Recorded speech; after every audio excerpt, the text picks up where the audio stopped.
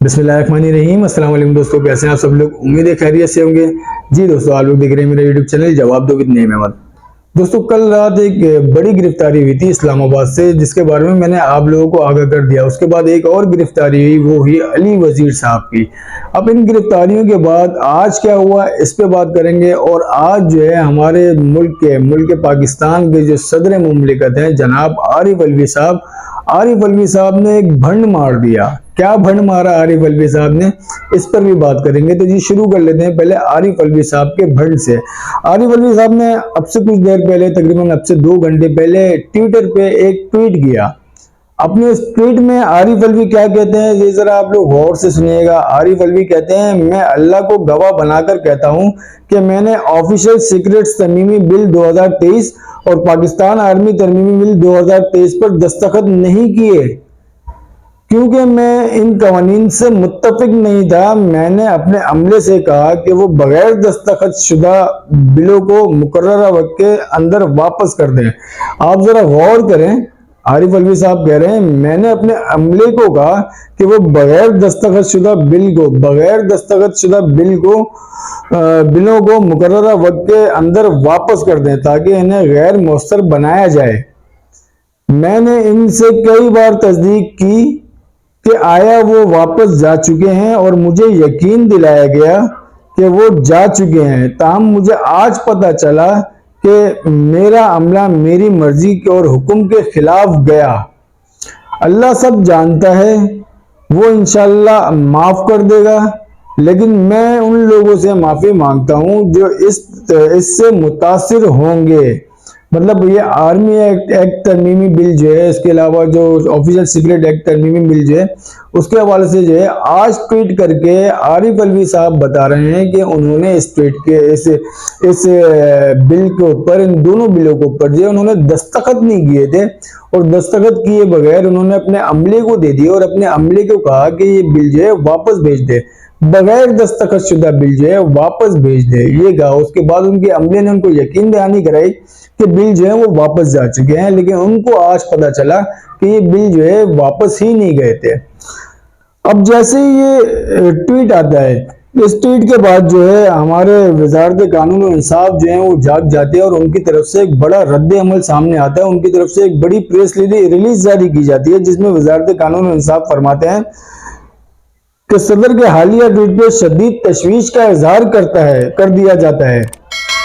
आइन के आर्टिकल 75 के मुताबिक जब कोई बिल मंजूरी के लिए भेजा जाता है तो सदर के पास दो इख्तियारात होते हैं, या तो मंजूरी दें या मखसूस मुशाहिदात के साथ मामला पार्लियामेंट को भेजें। मखसूस मुशाहिदात मतलब अगर आप बिल की अप्रूवल नहीं देते तो आप उसके ऊपर कोई भी जो आपकी ऑब्जर्वेशन है, वो बिल आप उस बिल के ऊपर अपनी ऑब्जर्वेशन लगाएं। ऑब्जर्वेशन लगाने के बाद आप उसके ऊपर साइन करें, नॉट अप्रूव लिखें, और फिर आप वो पार्लियामेंट को वापस करेंगे। जबकि आरिफ अलवी का कहना यह है कि उन्होंने बगैर साइन शुदा बिल जो है वो वापस भेजे। ये बड़े गौर से सुनने वाली बात है।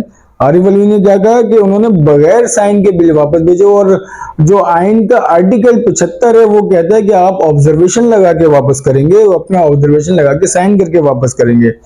आर्टिकल 75 कोई तीसरा ऑप्शन फराहम ही नहीं करता। वजारत कानून कहता है कि इस आर्टिकल 75 में कोई तीसरा ऑप्शन है ही नहीं। पहला ऑप्शन ये आप साइन कर दें, अप्रूव कर दें उसको। दूसरा ऑप्शन ये है कि आप उस पर ऑब्जर्वेशन लगाएं, ऑब्जर्वेशन लगा के साइन करें, नॉट अप्रूव लिख के आप उसको वापस आगे बढ़ा दें। फौरी मामले में कोई भी जरूरियात पूरी नहीं की गई, मतलब इसमें कोई जरूरियात को पूरा ही नहीं किया गया। इसके बजाय सदर ने जानबूझकर मंजूरी में ताखीर की और बिलों को बगैर किसी मुशाहिदे या मंजूरी के वापस करना आइन में फराहम नहीं किया गया। ऐसा इकदाम आइन की रूह के मुनाफी है। वजारत कानून और इंसाफ, अगर सदर के पास कोई मुशाहिदा था तो वो अपने मुशाहिदात के साथ बिल वापस कर सकते थे, जैसा कि उन्होंने माजी में किया था। सदर इस सिलसिले में एक प्रेस रिलीज भी जारी कर सकते हैं। ये तशवीशनाक बात है कि सदर ने अपने ही ओहदेदारान को बदनाम करने का इंतखाब किया। सदर को अपने अमाल की जिम्मेदारी खुद लेना चाहिए। मतलब ये जो हमारा वजारत कानून है उसने पूरा आर्टिकल 75 जो भी बिल, कोई भी बिल जो है, कोई भी रेजोल्यूशन जो है वो असेंबली से निकल के सदर के पास आती है, तो उसके बाद जो है उनको क्या क्या इख्तियारात हैं, किस तरीके से होते हैं, वो पूरा बिल जो है आर्टिकल का उन्होंने पढ़ के सुना दिया। आर्टिकल 75 जो है उन्होंने पूरा पढ़ के सुना दिया कि किस तरीके से सिर्फ दो ही ऑप्शन देता है ये आर्टिकल 75 कि या तो आप साइन करें या आप ऑब्जर्वेशन लगा के दें, बगैर साइन के वापस कर देना ये तो कोई रीजन ही नहीं है, और इस तरह का कोई तीसरा ऑप्शन आइन में ही नहीं है। और इसके अलावा और ये भी कहा जाता है कि अगर आरिफ अलवी साहब 10 दिनों तक उस बिल को अपने पास रखें और कोई जवाब ना दें, तो 10 दिन बाद जो है उसके ऊपर खुद से इंप्लीमेंट होना शुरू हो जाता है, वो बिल जो है ऑटोमेटिकली अप्रूव्ड हो जाता है, कोई भी बिल हो वो ऑटोमेटिकली अप्रूव्ड हो जाता है। तो आरिफ अलवी साहब ने ये तो एक बड़ा भंड मार दिया, बगैर साइन किए खुद उन्होंने बोल दिया कि मैंने कोई साइन ही नहीं किया और वापस करने का बोल दिया था।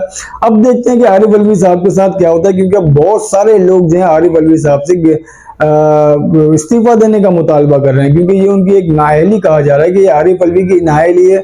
अगर बकौल उनके कि उनके अमले ने उनकी बात नहीं मानी, तो ये भी उनका फेलियर है कि उनके अमले ने उनकी बात क्यों नहीं मानी और उनको पता क्यों नहीं चला कि बिल वापस गया या नहीं गया, तो लोगों ने उनसे इस्तीफे की डिमांड करना शुरू कर दी है।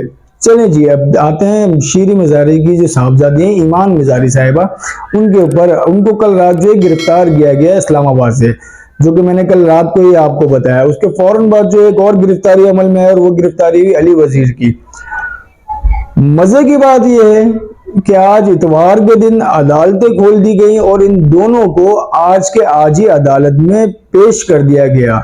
अदालत में पेश होने से कबल जो है शीरी मजारी की साहबजादी ईमान मजारी, जब इनको अदालत लाया जा रहा था तो अदालत के आते में ही शीरी ईमान मजारी साहिबा ने वही नारा, फौज मुखालिफ नारे लगाए जो नारे उन्होंने अपने जलसे में लगाए थे, अपने जलसे में नहीं पीटीएम के जलसे में जो नारे लगाए थे।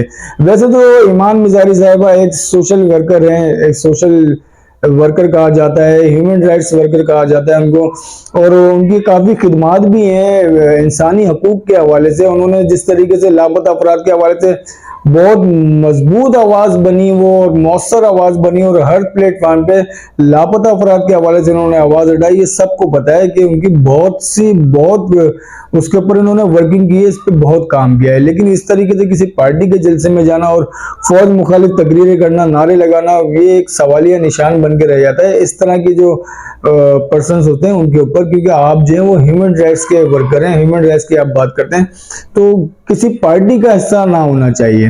खैर, आज उनको जब अदालत में पेश किया गया तो उनके ऊपर जो केस बनाया गया, केस आप लोग जरा गौर से सुनिएगा कि शीरी मजारी की साहबजादी ईमान मजारी के ऊपर जो केस बनाया गया है, वो केस ये बनाया गया कि उनके ऊपर एक इल्जाम लगाया गया है कि उन्होंने पुलिस की जो राइट्स किट्स होती हैं वो पुलिस वालों से छीनी है, उनकी राइट किट्स हैं पुलिस की वो चोरी की है।